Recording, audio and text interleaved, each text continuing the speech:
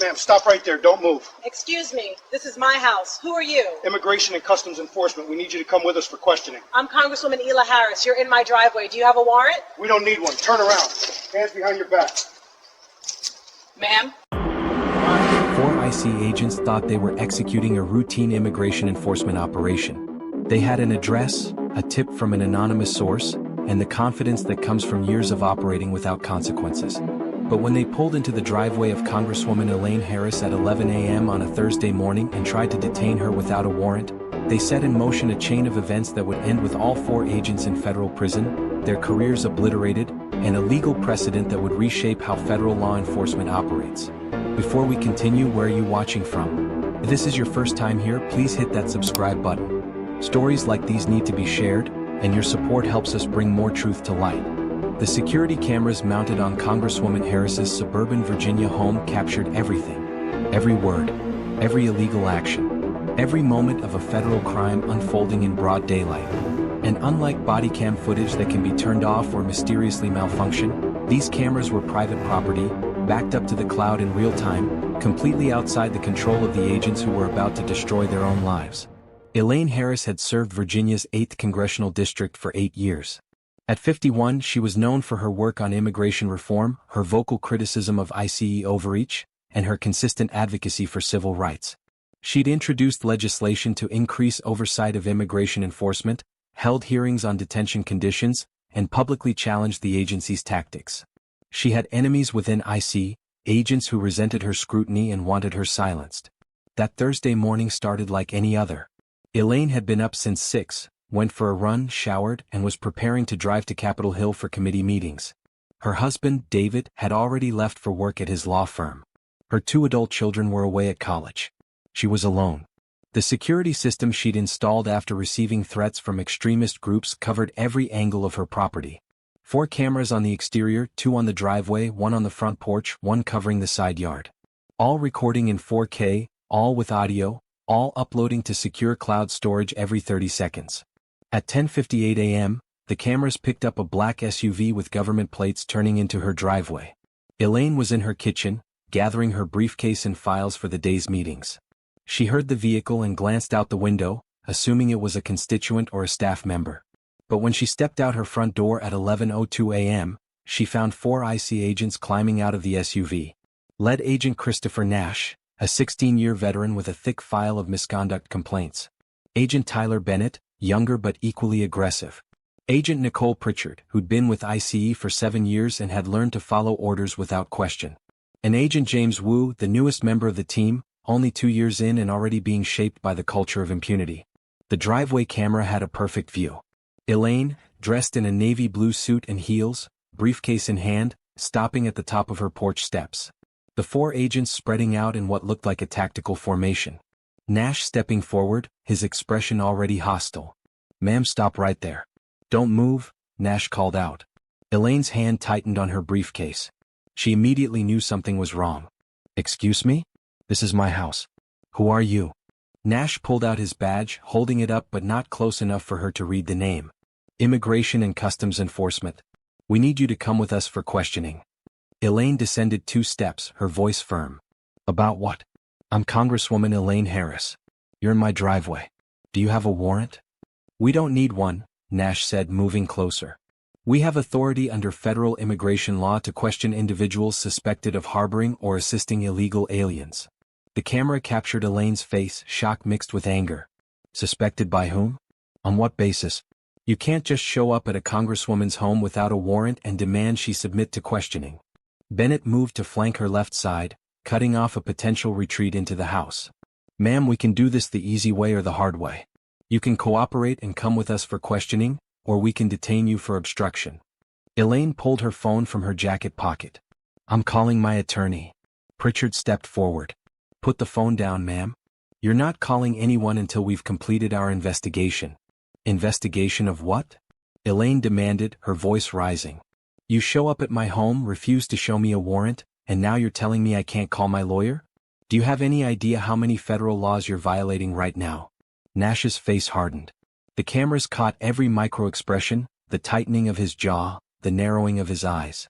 This was a man who didn't like being challenged, especially not by a black woman, congresswoman or not. Ma'am, we have credible information that you've been harboring undocumented individuals at this residence. We're authorized to question you and search the premises. Elaine's voice went cold. Then show me the warrant for the search. Show me the probable cause affidavit. Show me any legal documentation that gives you the right to be on my property making these accusations. Wu shifted uncomfortably. He was the only agent who seemed to realize this was spiraling into dangerous territory. But he said nothing. We have administrative authority that supersedes standard warrant requirements in immigration cases, Nash stated, reciting a justification that sounded official but was completely fabricated. That's not true and you know it, Elaine shot back. I sit on the Judiciary Committee. I know immigration law better than you do. You need a warrant to search my home. You need probable cause to detain me. You have neither. Nash took another step forward, now at the base of her porch steps. Turn around, ma'am. Hands behind your back. Elaine stood her ground. I'm not doing that. You have no legal authority to arrest me. I'm ordering you to leave my property immediately. The security footage showed what happened next with crystal clarity. Nash grabbed Elaine's arm. She pulled back, not violently but firmly, asserting her right not to be touched. Bennett moved in from the side, grabbing her other arm. Elaine's briefcase fell, papers scattering across the porch.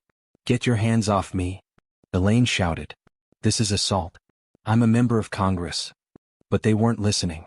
Nash forced her arm behind her back. The angle was wrong, too high, too rough. Elaine cried out in pain. The camera captured it all, the grimace on her face, the aggressive way the agents manhandled her, Pritchard moving in to help restrain her while Wu hung back, his face troubled. The sound of handcuffs clicking shut echoed across the quiet suburban street. A neighbor, an older white woman named Patricia Coleman, had come out of her house, drawn by the commotion. Her phone was already out, recording from a different angle. What are you doing? Patricia called out. That's Congresswoman Harris. Leave her alone. Nash turned briefly. Ma'am, step back. This is federal business. Federal business? Patricia's voice was shrill with outrage. You're arresting a congresswoman in her own driveway. Another neighbor, a middle-aged black man named Jerome Watson, appeared on his porch. He started recording too. Within minutes, 3 more neighbors had emerged, all filming, all witnessing. Elaine, now in handcuffs, kept her voice steady despite the pain in her shoulder where Nash had wrenched her arm. You are all making the biggest mistake of your careers. Every one of you. This is being recorded. Your badges, your faces, every illegal action. And when this goes to trial, every second of this footage will be used against you.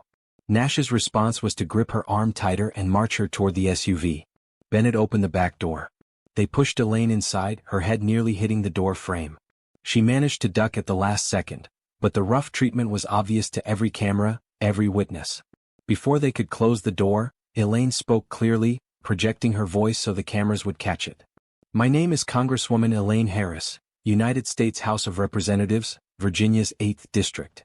I am being illegally detained by ICE agents who have no warrant, no probable cause, and no legal authority for this arrest. The date is Thursday, and the time is approximately 11:15 a.m. I am being taken against my will from my home. I have committed no crime. Nash slammed the door shut. The SUV's windows were tinted, but the license plate was clearly visible in the footage. The agents climbed in, and the vehicle backed out of the driveway at 11:17 a.m. Patricia Coleman was already on the phone with 911. Jerome Watson was texting Elaine's chief of staff, whose number he had from constituent meetings. The other neighbors were uploading their videos to social media with captions like, ICE just arrested our congresswoman, and watched them take Elaine Harris from her own home. Within 20 minutes, the footage was everywhere. Local news picked it up first, then national outlets. The images of a black congresswoman being handcuffed in her driveway, her papers scattered on her porch, her neighbors protesting, agents forcing her into an SUV, it went viral instantly. Elaine's chief of staff, Marcus Johnson, saw the texts and videos while in his Capitol Hill office. He immediately called the Speaker of the House Majority Leader, and Elaine's attorney, a civil rights lawyer named Catherine Reed who'd handled high-profile cases for decades. Reed was in a federal courthouse when she got the call. She walked out of one case and straight into what would become the most significant civil rights prosecution of her career. At the ICE field office in Arlington, Nash and his team brought Elaine into an interrogation room. The room had cameras, but they were controlled by ICE. What the agents didn't know was that Elaine's phone, still in her jacket pocket, had automatically started recording audio when she triggered the emergency function before they'd grabbed her. Nash sat across from her, Bennett standing behind him. Pritchard and Wu waited outside. "Congresswoman," Nash began, his tone mocking the title. "We have information that you've been harboring undocumented workers in your home. We need to know who they are and where they are now." Elaine met his eyes, her voice level. "I'm invoking my Fifth Amendment right to remain silent and my Sixth Amendment right to an attorney. I will not answer any questions without my lawyer present." Nash leaned forward. "That's going to make things harder for you. Is it?" Elaine asked. "Because from where I'm sitting, you've already committed multiple federal crimes. False arrest, kidnapping under color of law, deprivation of civil rights, assault. And that's just in the last hour. You think invoking my constitutional rights makes things harder for me?" Bennett slammed his hand on the table. "You think your position protects you? You think because you're in Congress you can break the law? What law did I break?" Elaine asked calmly. "Name one. Show me one shred of evidence that I've done anything illegal." Nash pulled out a folder, but when he opened it there was almost nothing inside. A single